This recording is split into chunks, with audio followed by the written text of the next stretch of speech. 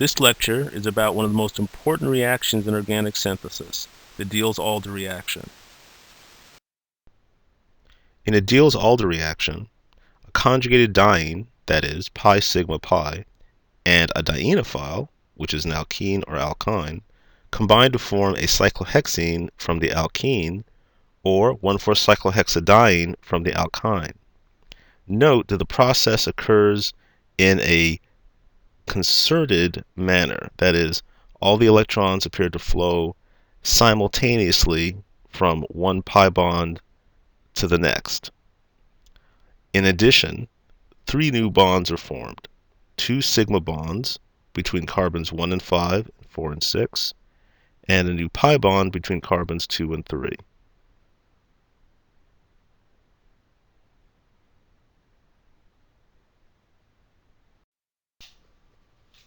Based on certain symmetry rules, FMO theory allows us to construct pi-like molecular orbitals for the diene and dienophile. The diene's 4 p orbitals overlap to form 4 distinct molecular orbitals. The lowest energy or ground state molecular orbital is all bonding and has no nodes, since all the overlapping p orbital faces are the same. From the 4 pi electrons available, 2 electrons are placed in the ground state molecular orbital. The next higher energy molecular orbital also has 2 pi electrons and is called the highest occupied molecular orbital, or HOMO. This molecular orbital is net bonding with 2 pi interactions and 1 antibonding pi interaction, creating 1 node.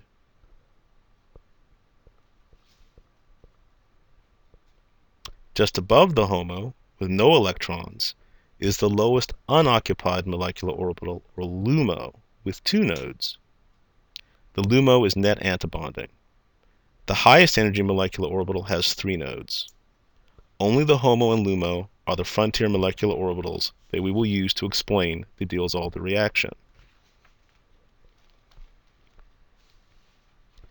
The HOMO of the diene is nucleophilic and reacts with the LUMO of the dienophile, which is electrophilic, in a normal electron-rich diene, electron-poor dienophile Diels Alder reaction. For inverse electron demand Diels Alder, the LUMO of the diene reacts with the HOMO of the dienophile.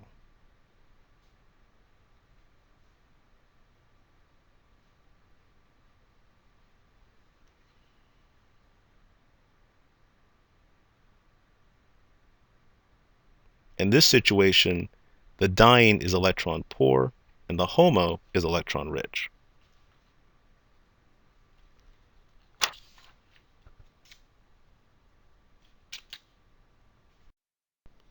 Now in the Diels Alder reaction, the diene must have an available S-cis conformation.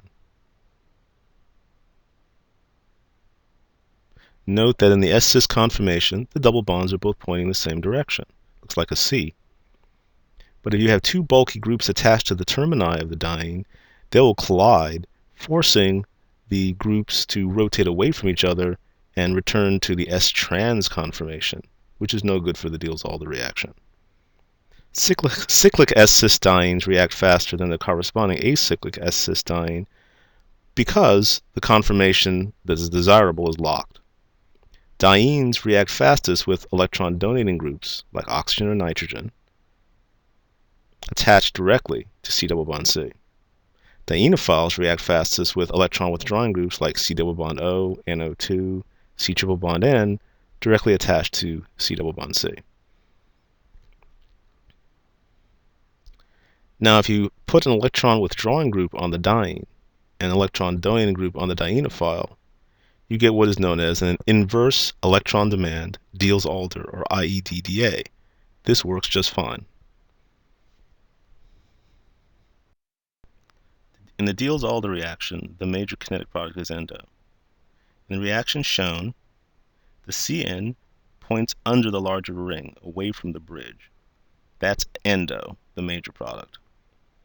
When the Cn is pointing toward the smaller bridge, that's exo.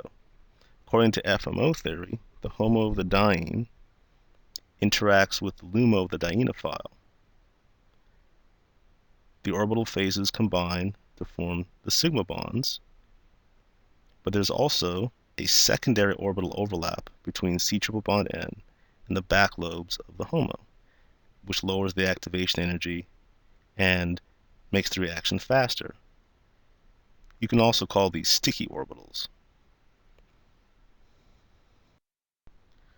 Here we have practice problem 1.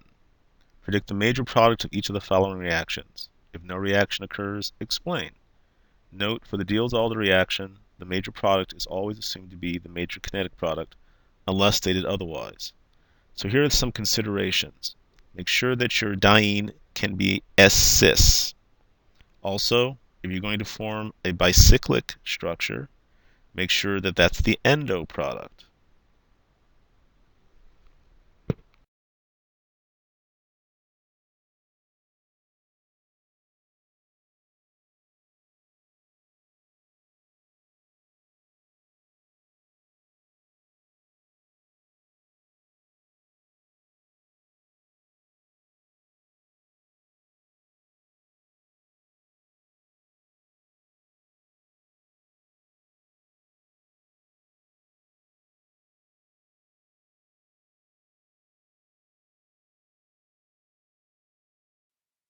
Okay, if you have a terminal R group on your diene relative to an R group on the dienophile pointing down or away from you, this is what you do.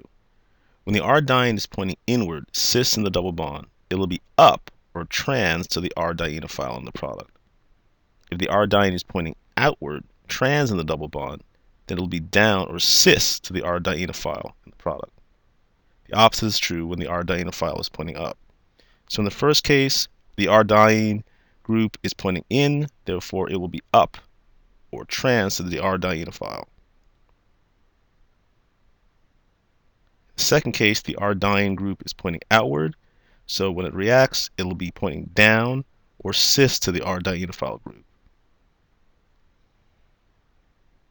And here are a couple of mnemonics to help you remember this. Up in your business and down and out when R dienophile is down. Down in the valley and get up out of the way when R dienophile is up.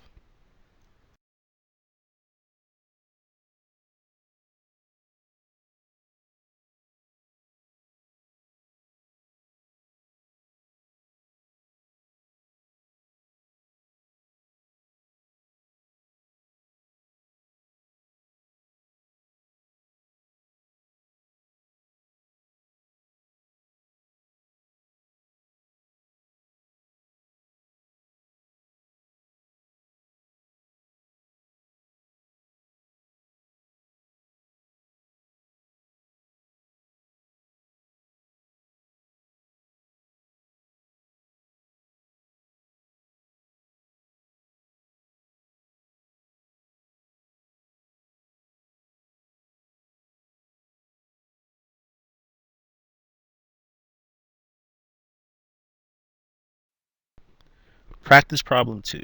Predict the major product of each of the following reactions. If no reaction occurs, explain. Note, for the Diels Alder reaction, the major product is always assumed to be the major kinetic product, unless stated otherwise. Now some considerations for this problem. First, of course, make sure that your diene can have an S-cis conformation, or you won't have any Diels Alder reaction at all. Secondly, for one enantiomer, always point an R group on the dienophile down, and that way we can apply some of the ideas we just learned. When the dienophile's R group is pointing down, and there's an R group at the terminus of the diene, that R group is pointing out, right? That's its trans on the diene. Then it's going to also be down, down and out, okay? Down just like the R group on the dienophile.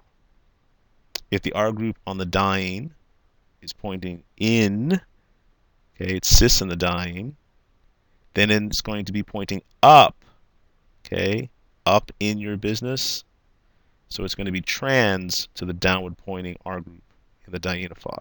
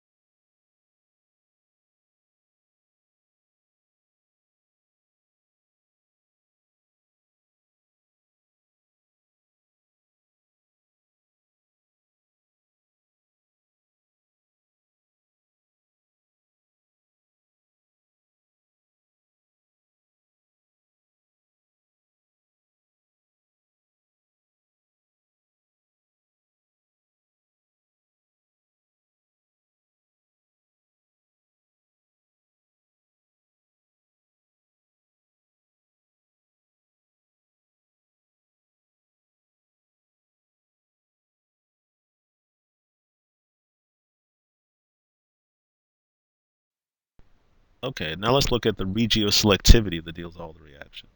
You want to match the partial negative charge on the diene with a partial positive charge on the dienophile. This is the same as matching the largest homodiene component with the largest lumodienophile component.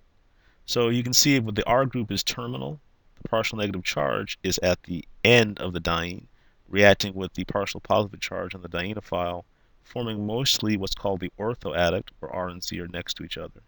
And if you flip the dienophile, you get the minor meta-adduct.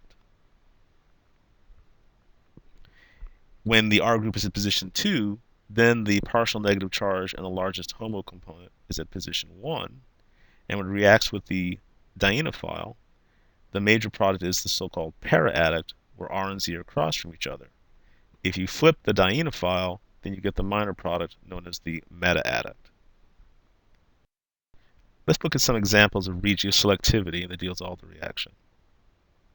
If R is at position 1 of the diene, then the major product, as we discussed, would be the orthoadduct, where R and Z are next to each other. And again, if you flip the dienophile, the minor product will be the meta-adduct.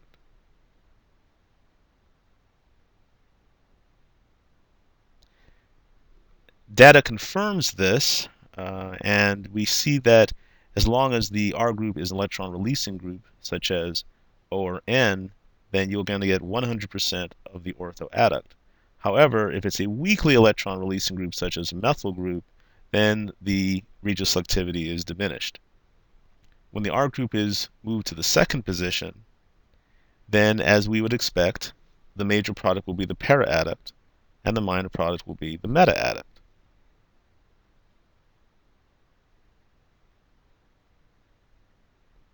Again, the methyl group diminishes the regioselectivity of this reaction. However, it can be enhanced if the Z group is changed from an ester to an aldehyde, some increased electron withdrawing group, so that you get 100% para-adduct formation. Also, the benzene ring, the phenyl group, diminishes the regioselectivity of the reaction, the same as the methyl group. One would expect that other alkyl groups would also have diminished regioselectivity, just like methyl. Practice problem 3. Predict the major product of each of the following reactions. If no reaction occurs, explain. Note, for the Diels Alder reaction, the major product is always assumed to be the major kinetic product, unless stated otherwise. Now be careful here, because you're going to have a mixture of both regioselectivity in your reactions, as well as the use of the endo rule. So be very careful when you're examining how all of these dienes and dienophiles come together to form the Diels Alder product.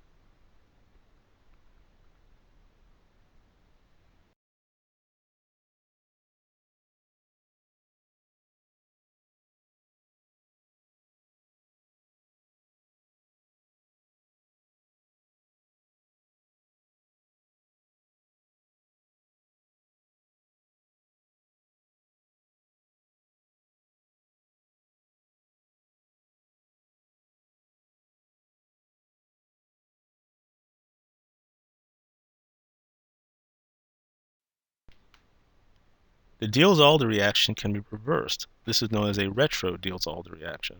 Since the Diels Alder reaction is exothermic, at high enough temperature you can reverse the process, such as with dicyclopentadiene becoming cyclopentadiene. The reaction can also be useful for making aromatic rings. In the bottom Diels Alder reaction, alkyne reacts with the diene to form an intermediate, and then in a retro-Diels Alder reaction, the formation of an aromatic ring and CO2 make the entire process irreversible.